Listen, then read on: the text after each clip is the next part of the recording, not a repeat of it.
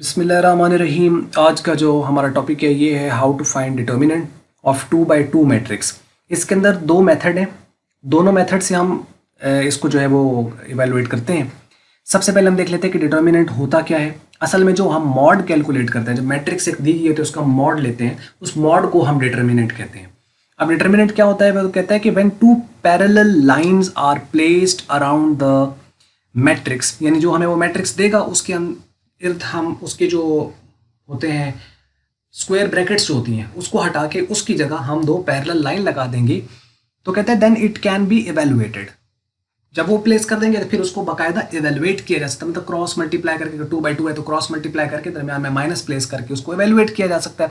दूसरा मेथड भी है कोफैक्टर के जरिए से, उसको हम इवेलुएट करेंगे which results in either zero और नॉन जीरो, जिसका आंसर या तो जीरो आएगा या नॉन जीरो आएगा। नॉन जीरो में मतलब पॉजिटिव आंसर भी आ सकता है और नेगेटिव भी आ सकता है, जैसे प्लस का 2 आ गया या माइनस का 2 आ गया तो वो नॉन जीरो है, और जब जीरो आ गया तो वो जीरो है, मीन्स के पॉजिटिव नेगेटिव हो सकता है या जीरो हो सकता है।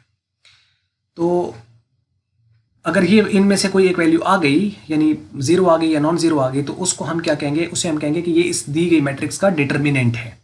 When two parallel lines are placed around the matrix, then it can be evaluated, which results in either zero or non-zero value called determinant of matrix. उसे matrix का determinant कहा जाता है।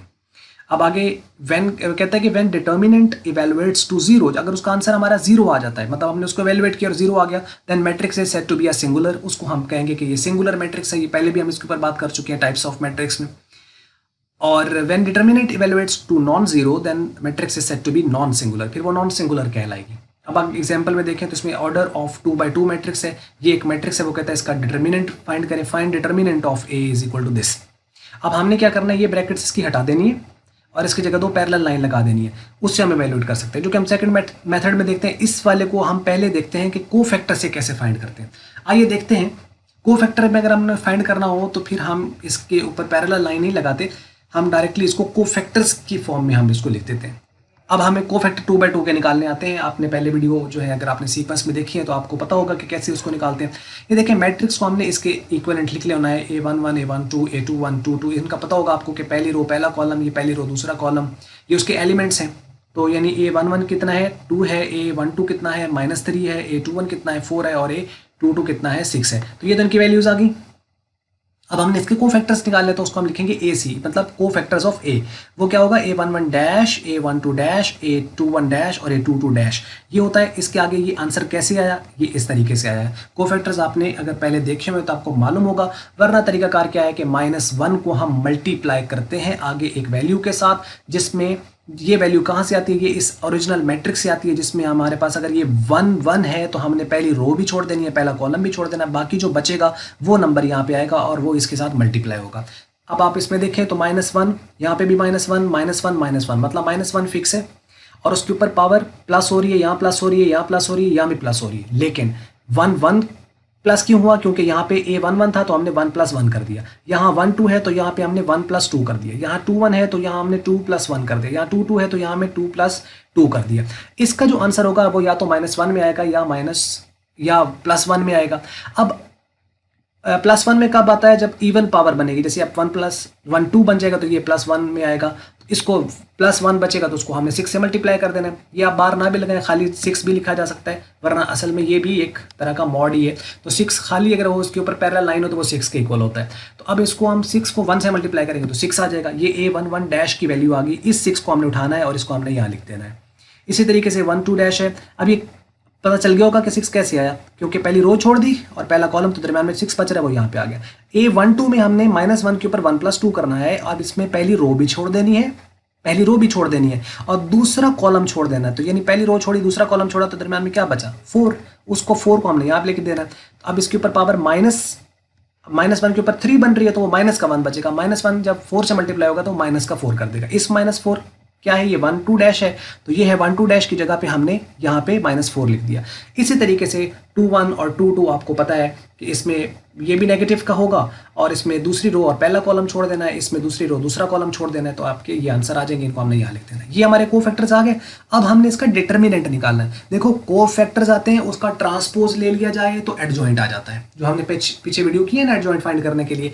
और अगर उस कोफैक्टर्स हमारे यानी कोफैक्टर्स हो ना, तो हम उन कोफैक्टर से डिटर्मिनेंट भी फाइंड कर सकते हैं और उन कोफैक्टर्स की मदद से हम एडजॉइंट भी फाइंड कर सकते हैं। एडजॉइंट फाइंड करना है तो अब आप देखो सिंपल पहली रो आप ले लें, जैसे A11 है और A12 है। अब आपने क्या करना है, ए डिटर्मिनेंट किसके इक्वल होगा, A11 को मल्टीप्लाई करेंगे 11 डैश से, प्लस A12 को हम मल्टीप्लाई करेंगे 12 डैश से। अब A11 कहाँ से मिलेगा, ओरिजिनल मैट्रिक्स से मिलेगा, और A11 डैश कहाँ से मिलेगा, वो कोफैक्टर से मिलेगा। अब आपके पास ये मौजूद है, बस ये A मॉड किसके इक्वल आएगा, यानी ए डिटर्मिनेंट खाली आपने पहले, अब ये देखो A11 कितना है 2, वो हमने यहाँ पे 2 लिखा, और A12 डैश किसके इक्वल है 6 के, तो हमने 6 से, तो 2 को 6 से मल्टीप्लाई कर दिया, प्लस कर देना, दरम्यान में यहाँ प्लस आना है।